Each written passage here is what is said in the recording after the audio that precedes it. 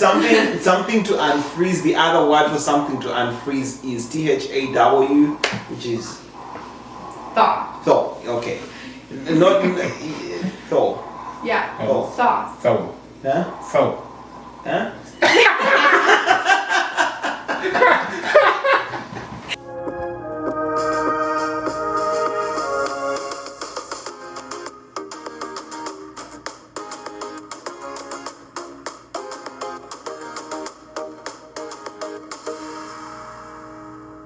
Welcome to Pal Exchange. My name is Ian, and I'm one of the hosts of this show. Today, you could actually observe that we are in a new space. We have a new person with us, and it's about the time, it's about the season, and we're glad to have you all today. And we have a familiar face as well. Definitely. Yes, so I'm Bailey, for those that don't know. I grew up in the States, but then lived in Uganda for about a year. We kind of switched places. But today we have with us Hudson, and I first met Hudson my first time going to Uganda as a student. I was an intern social worker, and he was my supervisor. Oh yes. Never before did we think... Hi, supervisor. Hey, Good to see you. Good to see you. Sure. Yeah, never before did we think that we would be meeting each other again on the other side of the world in the States now. So we've been blessed to be able to have Hudson join my family for Christmas, and so we've been celebrating here and getting to do some sharing of our cultures as well. And so we wanted to take the opportunity to hear a little bit from him too on his experiences of living in both Uganda and the US. So. Sure. So it's about that time to get to know who your supervisor actually is. So if you don't mind, you could tell our viewers who you are, how you got here, and what you currently do. All right. Thank you so much for having me. Thank you. So I'm grateful to God to be here. So my name is Hudson Musuuza. I come from Uganda, and I am a social work by training. And I happen to supervise Bailey under the Uganda Studies program. Yeah, she was a sharp student. Oh yeah, Bailey! Thank you. You're a sharp student. Let's go. Yeah, she was a sharp student, and we did a number of things, including field work, going to communities, and then we are integrating back children. So under an organization called Hope for Justice, and that's where we were more focused on human trafficked victims, and Bailey was a big support in 2024. Yes, 2024. Yeah, so yeah, that's how I met Bailey. That's how you met Bailey. Yeah. Awesome. In that story I had, you were kind of a very big support into these, and you were sharp. I know you to be sharp as well. Yeah. But anyway, yeah. So our viewers, I think you know now by name, he's Hudson, and and how they met Bailey. But then I want to know, how did you make your way here now? Because we are seeing you in this other world, and Bailey met you in Uganda. So yes, thank you so much for the question. As a social work back in Uganda, we aim at career development and growth. Okay. So I would say that we are doing what we're doing there, but I needed to add more books to advance my career so that I can be in a good position to help many people. Gotcha. So like I was supervising people like Bailey and the others from Uganda, but there was still a lot to be desired, mainly to learn from the global context than just only Uganda. So it is that passion and drive which made me to come to the States to learn and then have that global perspective. So always it is important to have both sides of the world, and then you are able to compare them. Yeah, so I came to the States and a fellowship and an organization called Urban Promise International, where it goes to under-resourced communities and then brings leaders, equip them, and then again send them to continue doing impact in where they come from. So they brought you to the United States and they will equip you with whatever you need, then send you back for you to be able to empower your community, correct? Yes, exactly. Okay. Yeah. So currently I'm doing a master's in strategic leadership and management at Curran University. And then, I believe that would really be a good mix with what I'm doing back home to help many people. Sure. Yeah, so I'm very excited. And on top of that, I'm also starting an NGO called Boundless Love Africa Ministries, which aim at empowering and equipping young people through Christ-focused programming, and then also to ensure that we share the gospel, but not only gospel, but to equip young people to have academics and then also practical trades to help them have that life after when they graduate in high school. So I'm focusing on that, and I'm very excited that by 2026, around September, we'll be launching this school, an amazing school which will help that community. Is the school going to be called Boundless Love as well? Yeah, the school is going to be named Deborah Christian High School. Okay. And it is named after my mom, and simply because she has been an encouragement in my life. Okay. There was that point when I was giving up in life, and then my mom came strongly and then said, "No, please don't give up." So I feel like it is that passion which kept me going with the grace of God, that I am able to do what I'm doing, and then I continue doing what I have to do. So Awesome. Yeah, that is very much detailed information, and hope we will be sharing more about that. okay. Getting to know more about Boundless Love, getting to know more about what you guys are doing, and So anyway, on this show we share more about culture, we share more about lifestyle, and it's the two different worlds. So Hudson, you've been here for how long? It is 1 year and I think 2 months. Okay, so you've been here for 1 year and 2 months. Probably there's a lot of culture shock you've gone through. There are a lot of things that have amazed you and things that have shocked you, things that have surprised you. Would you want to share with us any of that? If you... Okay, which one should I start with? So you have a lot. Yeah, just a big list of things. So. Okay. Let's see, Bailey, what do you think? Well, you had heard things about the U.S. before coming here, right? You hear things from media, but then also you've supervised. I wasn't the first of the students that you had supervised that were from the U.S. So you had picked little things from each of those students, I'm sure. And so through the things you had heard, you were kind of forming your ideas probably about the U.S. What did you have in mind of the U.S., and how has what you've encountered matched up with that or differed from that? Can you speak a little bit more on that? I think I would start with my high expectations of the States. First of all, we are made to believe that Americans are very tall people.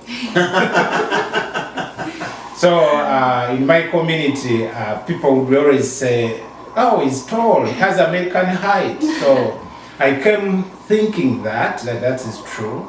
Some of my students were pretty tall. Okay. And then it could, a little bit, though some would tell me, "No, that's not true." But coming here, actually, it is not true. Okay. I came to believe that's not true, but that was something which I was really, and then also the other thing is that America had everything which they wanted. Okay. So I think my biggest shock was seeing homelessness in Philadelphia, where I come from. Okay. And then that broke my heart, but it was really a big surprise to see in a country homelessness that still exists. So the picture which we have is more that everything is fine. So we don't see that. So I think, yeah, that was really a big shock. Okay. And the Halloween. Okay. The Halloween was also another one. I just come into the States, and then as we were driving, then we make a stop on the lights. The light was red, and then I'm seeing a lady just cutting in the middle of us, and she's having skeletons, 3 of them at the back. So I was freaking out, and then I told the guy that, hey, check, the lady is having skeletons. And the guy was driving, and he was looking at it, like, what are you saying? Don't you see it? So later actually I got to know about Halloween, but it was really, really scary. Yeah, so like Halloween is like one of the events celebrated right in the United States. So I can imagine, because we don't have that in Uganda. Yeah, that's So that's very true. I mean, we don't even have the day. We've watched Halloween in movies. Oh yeah. But not necessarily having it as a celebration, like, Right. oh, it's a Halloween celebration. So that could have been a shock on your side as well. Yeah. I can imagine. Yeah. Do you have any other for us? Yeah, I would also look at meeting people staying in their houses. Okay. Was really also another shocker. In Uganda, many houses, even you open your front door to receive people coming. Yep. An open door means there is life, Yeah. while a closed door means there is a problem. So coming to a country whereby people are in the house, but as if they are not there, it was like a big shock to me. And I remember telling guys whom I was with, let's go and visit the neighbors. I was told, oh, wait a bit. You can't just show up, so you must have an invite. I think really, that was really. So in Uganda, do you just show up without? Yeah, you show up, and we in our culture we believe that when someone shows up and you have nothing to offer them like food, at least give them a glass of water. Gotcha. Yeah. So here it is so different. Okay. Yeah. Yep. It's very. Are you trying to say people are more to themselves here, like? I would say like likely that, and I think this is where actually it gets ugly, that the more people are into themselves, it brings loneliness, Yeah. and really people suffer with loneliness behind the closed doors. Yeah, so I really see that, and it is a cultural shock anyway, but Yeah, it's actually huge. But I'm very grateful for Bailey and the family. Yeah, You know, they're not to themselves. You know. Oh yes, yes. Because I mean, I would have never met Bailey. We could have never been like great friends, and you know, but yeah, they're not more into themselves. They're like open doors and hey, come in, let's dine together, and which is an amazing thing. Tell us, how was your plane experience? Was that your first time you took a plane? Was it your second time? And how did that go? Oh, that was amazing, because the whole village wanted to go with me to the airport. Did they take you all the way to the airport? Did you go? Yeah, they came, and I wanted to reduce on the numbers, but they were like, no, let's go. And I'm like, oh guys, yeah, you were too many for the airport. Yeah. So we had to come. I came with a bunch of them, I think like over 40 people. You sure? Yeah, Oh over my- 40 people. You had a whole Awesome. sending parade. Yeah. So these guys expect a lot of you. Yeah, they were like, yes, How many thank bus? you. They came in different buses, taxis. okay. Yeah, just to send me off, and it was massive. But the other bit was that I think the expectation was we'll see him board, and then we'll see him wave to us and all that. But when I left them, that was the sad bit. When I'm leaving them behind, I'm going away for almost 2 years without seeing them again. Yeah. It was really a mixture of feelings. Like, Sure. Yeah, you are leaving and you take your time to see them again. Sure. But also at the side, it was a joyful moment. But in my heart, I was like, I came, I think 4 hours to check in. Okay. Because I didn't want the plane to leave me. Oh, yo, you were very early. Yeah, I was very early. Yeah. Because I could get dreams when the plane is leaving. You don't have to take any chances. So Wait. That was golden. He said he dreamt the plane leaving here. Yeah, I couldn't risk again in the video says so. Yeah. I had to come and So when I reached the check-in, my bag and then those security checks, remove your belt, remove your shoes. My shoe had laces, and then it was really a tug of war to remove and put, remove and put. Yeah. But when I made it at the end, I was like, wow, God is good. Sure. I'm going. And in the camera, when you are taking that last photo to check your passport, look in the camera. I try to look and smile that nothing can really be seen. That there is a problem. They'll be like, hey, first stand aside. First stand your aside. left eye doesn't resemble the one in the passport. Act normal. So going and then now we are boarding and then I remember when we sat on that like coaster to go to get the plane. Yeah. I was saying a lot of prayers. Sure. I was seeing it like deal done. But the horror came when I'm already in the plane. Buckling was also another challenge. Oh yeah? I was like, okay. So I was in between two people and I was seeing what they are doing and then I'm buckling and you know. But when the plane was taking off, that's when I knew that death is near. That's when I knew that death is near. And then I was like, where did I come? What did I get into? What happened? What happened? Like, you know, it is getting off, it starts slowly, and then it gets off the land, and then you are seeing as if you are in a swing, going like this. And I was like, what did I get into? I would have been back home. Yeah. So, but later, seeing the view of the clouds, it looked like heaven. Awesome. Yeah, it looked like heaven. Yeah. So it was really an interesting experience, and I'll never forget on the plane when it came to the food they are serving. I made sure I keep my eyes open. I didn't want to miss. You don't want to miss So you didn't sleep at all? No.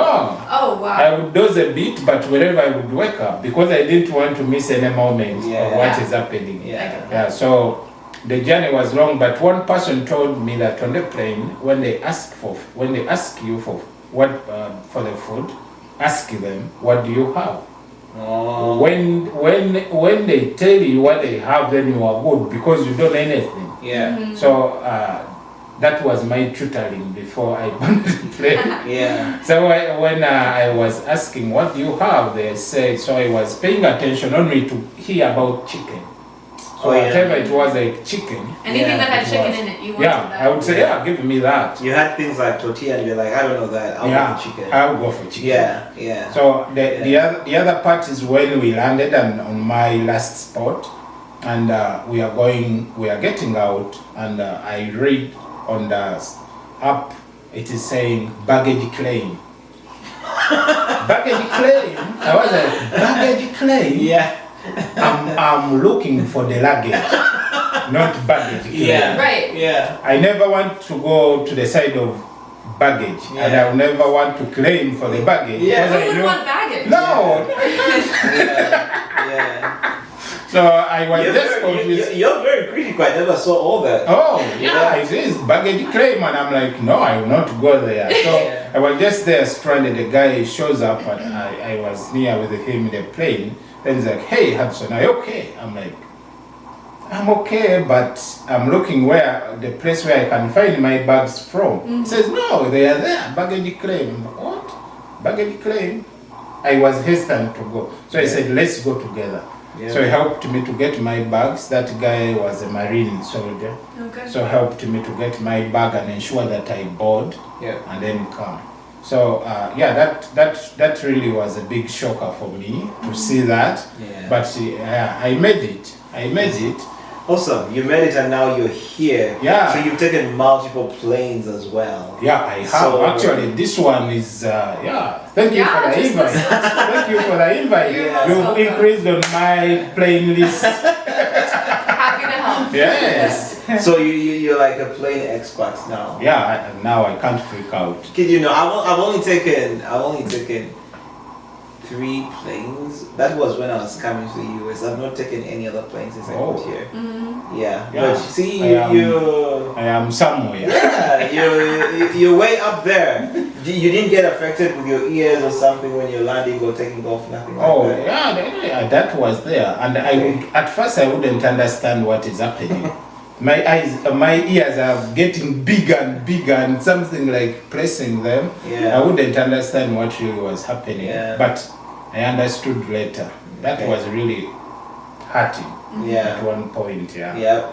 You'd feel like your ears getting off. Oh, I'd even forgotten the one of the buffalo's wings. Buffalo wings. Yeah, after like I'd spent like a month in the States and then I'm going to the restaurant, I want to eat something. Okay. I go there and then they give me what they have, list of what they have. The menu. Yeah, the menu is very big and then it is like newspaper. So intimidating. Some reading, dressing, dipping, what? I'm like, okay. So I remembered that you look for chicken. That was my survival. That's golden. Yeah, Whoever that's gave you that tip, yeah, really, a friend they of mine. need a gift for Yeah. something. Yeah. So I was looking for chicken, and then I'm going down. Then I see pulled chicken, and I'm like, pulled chicken. This chicken must have died poorly. Yeah. Why did they pull off the head? Yeah. And then I was like, I can't eat it. Yeah, that was a brutal Yeah. of killing a chicken. I was like, no, I will not have that. Yeah. Then I had to go for another one because really, in Uganda we cut off the head. I think you know that. Yep. Yep. Yeah, we cut off the head. You can't pull it off. Yep. You take it off nicely. Then I go back and then I'm like, I will not eat that. Then I go looking for something. Then I find buffalo's wings. Good. So the buffalo's wings in my head, it was like this huge animal, the buffalo, with wings. So I was like, the wing of a buffalo is big enough to make me satisfied. Okay. So on my little table, I was looking at the neighbors whether there is one was who has that wing. So you can see what it looks like before Yeah, you before you order. order, but the tables were so tiny. Then I'm like, okay, I don't mind. I will eat this one, Yeah. and I'm planning to carry some home. So, You ever thought you could carry Yeah. buffalo wing home? yeah, yes, because There's it sure would to be be huge. leftover. Yeah. So this lady comes and says, hey, gentlemen, you are fine. I'm like, yeah, but I have a question. Then she's like, oh, what question? I'm like, do American buffaloes have wings? Then she said, wings? Who told you that? I said, no, you said it is here. Then I pointed at buffalo's wings. Then, yeah, the other one Did she was- laugh at you? Yeah, she had to laugh. But did she at least explain after Yeah, that? she explained really. Yeah. Okay. Yeah, she explained and then I said, yeah, give me that. Okay. Yeah, so since then it is my Can you dish. explain for those that don't know? The Yeah. buffalo's wings? Yeah. Yeah. What a buffalo Please. wing. Yeah, the buffalo's wings really, these are tiny chicken kind of wings. The tiny chicken. Yeah, I wonder why the chicken is hyped to be like a buffalo. It's only the sauce that makes Yeah, it. so it is only the sauce which makes it a buffalo. So Awesome. that's what I got to know Okay. about that. Yeah. Awesome. The other thing was, yeah, we've talked about it a lot. Okay, look at this. You've been in South Dakota. Now you're from New Jersey, Yes, yes. and you've been in South Dakota for about 5 days now. Yeah. Mhm. Okay, so tell us what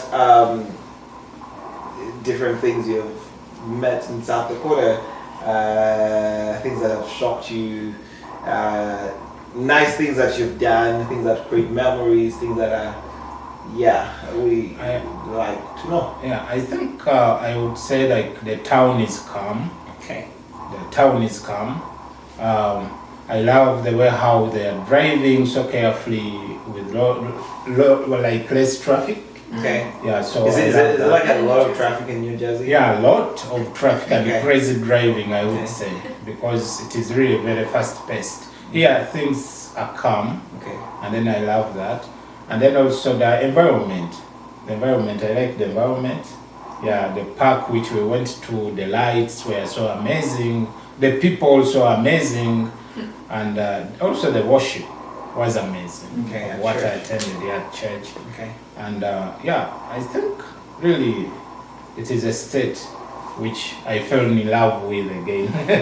Would you It come? reminds me a bit of home. Sure. Yeah, Would you come back again? yeah, I will, sure, I will. Okay. I will, Okay. I will.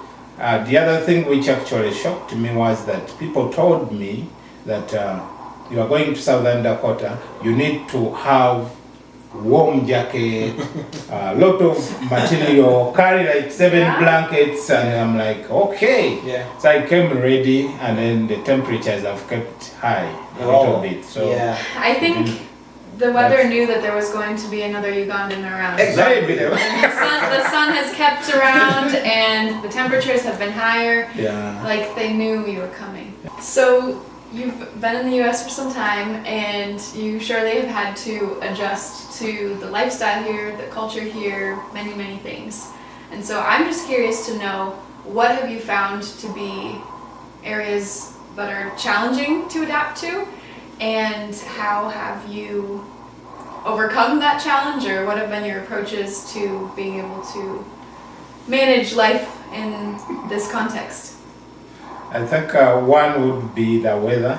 The weather is so challenging. I've tried to adapt to it, but I don't know whether I can manage.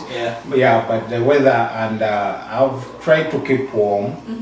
Yes, and Then another one is, it was during summertime. Okay. When most of guys are putting on shorts. And back home, when you put on, it is hard to find someone in shorts when you are walking. Where people are. Unless you're a kid. Unless when exactly. Unless when you're a kid. So that one really, I would put them on, but I would not feel really safe. I would feel like my legs are going like. Right. It's uncomfortable. You're like, something's off here. Yeah, but the guys are putting them on. I'm like, okay, but I would feel like my legs are just hanging. I think that was one, and then also the English I speak.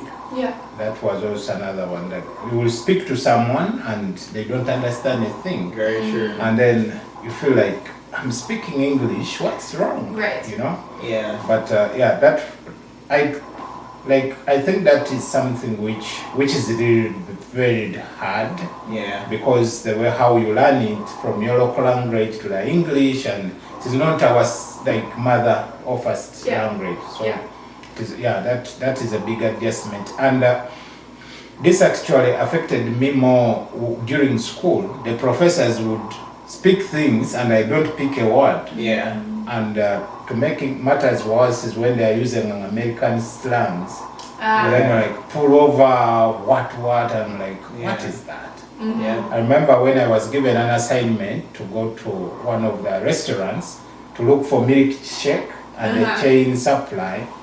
I'd never been to that restaurant. I don't know what a milkshake looks like even in the States. And I was like, okay, so I had to reach out to the professor and say, what you were telling me, I don't understand them. Then said, use your local restaurant, and that's how I navigated through. So I think, and each time, like each place or state has a different way of speaking. That confuses. So you feel like you've got this accent, then you go to another one and speaking differently, then you go to another one. Then I chose to speak Ugandan English. So that's the thing. I'm like, let me speak Ugandan English, and then that's to go. Same to me, because adjusting to the accent here was a lot. Because I came with my Ugandan accent and it was okay. And every time I would speak to people, they'd be like, huh? Could you say that again? I'm like, guys, it's English. But it took me a while as well to adjust, so I definitely get your pain. And you know the other question which would also make me like feel like, what? So you talk to someone and say, what? And then we're like, what? To me that sounds so rude. When someone says, what? At least I'm like, and I what? get it. Then I freak out and I go blank. I'm like, what? That's so big. But those are like some adjustments which I got to really understand. But it is lovely to stay with people and then you learn the way how they do things. I remember with the coffee maker. At the office I used to I asked one of the friends from Africa, and then I was like, hey, how do we make coffee? He was like, yeah, you pick one of those and then put it in the coffee maker, then you wait for that coffee. So I saw the one with the holes, and then I would go and pick the one with the holes, put it there, and then I wait for the coffee to come. And the coffee is so light. And then I'm like, okay, these guys take light coffee. Is this really coffee? Yeah. So when I visited a house, and a friend of mine is telling me, yes, you can make coffee. I was so confident. Picked the one with the hole, pushed it in there, and she was on the phone, said, hey, Hudson, stop! So I'm like, what? And he's like, that's wrong. Use that one without a hole. Yeah. So that's when I got to learn. So it is really. But when you stay with people, you get to learn to adjust. Also putting things in order, Sure. like in the houses. Yeah, what you use, you keep it where you found it. Yeah. I had trouble with that. Okay. I wanted to spread everything, then put them in order at once. But that could be a little bit harder. But through adjustments, you get to learn and then keep adjusting. Sure. And the social work practice also learning that people here, when you're a social worker, you have psychologists, counselors, they are so sectored. While at home, a social worker, you can do all. Yeah. Yeah, so I think that was also a big adjustment to me to see, but also an advantage. Like the place where I stay, I help out the wellness department in the school. They have a high school and an elementary school, so I work with that department, and then it helps a great deal that at least I have different fields I'm experienced in. Yeah, so yeah, I would say the adjustment has been really good to learn, and then see there are many things which I'm going to take home. Nice. And then also there are those which are a shocker to me, which I will leave here. But most part I was gonna ask why he's gonna leave here, but I'll leave that for the other time. yeah, there are those which I will leave, and there are those which I'm taking really big things. Awesome. So, yeah. Awesome. So there is a lot to learn. That's pretty awesome to know. Like you picked up a lot of things here, which is pretty amazing, and gonna impact you even with the organization you've created and the school. There are a lot of practices you've picked up from here, which actually will help in the development of your, NGO, and as well, coming up with that school. Hudson today was part of people who actually made a meal for us today. Do you want to talk about that, Bailey? Sure. So, in inviting Hudson to come, we had some planning of, okay, what do we prepare for food when we know there's going to be Ugandan around? And so I'm telling my mom, like, well, they don't really eat this in Uganda, so maybe we don't make much of that. Yeah. But for your case, I think you've had a really good approach in that.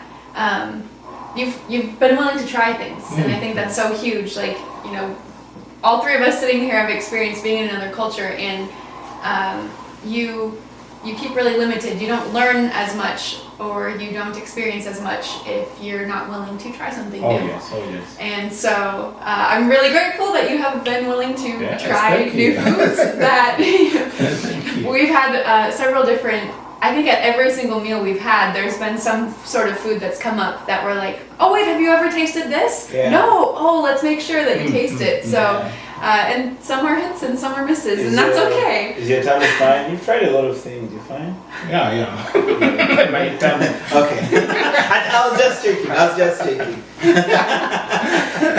Okay. I eat less of things. Everything I don't take. That's the best method. When you're trying it for the first time, you just take a little Sure. bit. Yeah. Okay. Yeah, true. Awesome. So he has been trying new foods while he's here, but then I also thought it would be a unique opportunity to be able to make some Ugandan food and share that with my family then, so have kind of a cross-cultural moment with that. So That was. today these two were busy in the kitchen. Oh yes. And we're cooking a whole full spread of Ugandan foods, and so my family got to take part in that and get a little bit of an intro to Ugandan foods, as good as you can make them here, because of course some ingredients aren't exactly the same. Sure. Yeah. But would you guys like to talk about what you made and what that experience was like?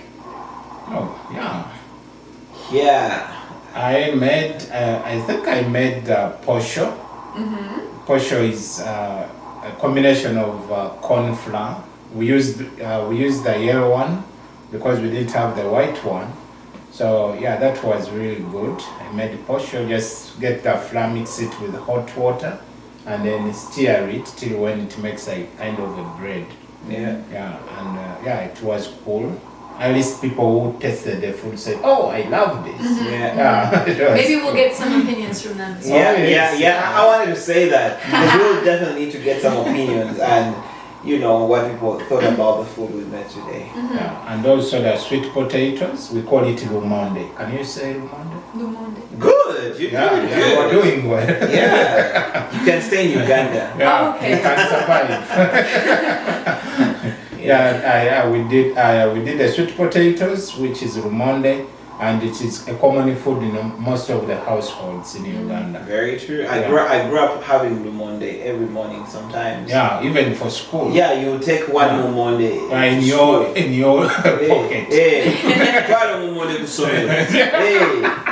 I Yeah. remember those moments when you would get it and then you put it in your pocket and it Yeah. is cold. Yeah. So they are teaching and you are waiting for lunch I to know. pull it out and then you take it with the porridge. So sometimes That's me. we'll take mumonde with the G-nuts. Oh, You yeah. go with some G-nuts with mumonde, and the hard ones, the hard mumonde, not the soft one. Yeah. Not It those has to be ones. hard. Yeah, Exactly. that hard You one. look for the hard one, the soft one. Yeah. That Yeah. would survive the Yeah. pocket because Yeah. you are shaking it. It wouldn't you are end up jumping. mashed. No, it won't Yeah. mash. You don't want that. You don't want a mashed one.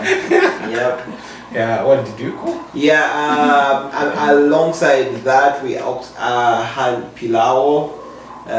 Pilau is rice and beef. It's like frying the rice and then you also have the beef. But it's pretty fancy and nice. If you guys want to taste pilau, Bailey has the recipe. Yeah. The other thing we did was matoke. Yes, matoke. Yes. Yeah. He did the good job on doing that. Smashing them. The other thing we did was the beans. Yes, those were pretty awesome. She did the good job of prepping them right from Thank you. when I was like early in the morning, and just did the after work. That should have been it. What else did we have? We forgot to eat the chapatis, but those ones Yes. We'll get to them. we will get Yeah. to them sometime. And also learned the new word of thawing, right? Yes.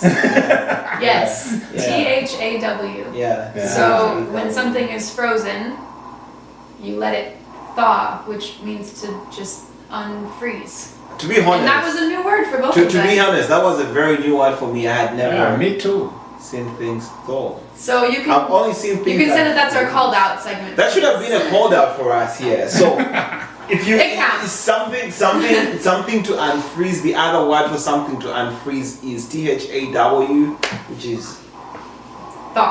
thaw. Okay, not thaw. Yeah. Oh. Thaw. Thaw. Huh? Thaw. Huh?